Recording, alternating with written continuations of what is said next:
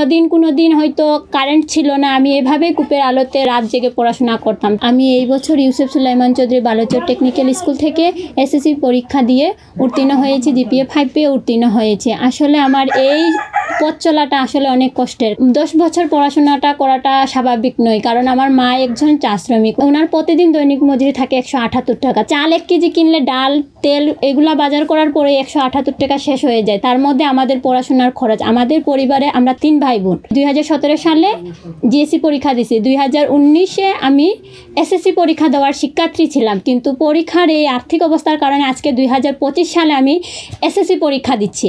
আসলে এটার মূল উদ্দেশ্যই হলো যে আমার দারিদ্রতার কারণে আজকে আমি উঠতে পারিনি। আর পড়াশোনার মাধ্যমটা করেছি আমি এইভাবে কূপের আলোতে।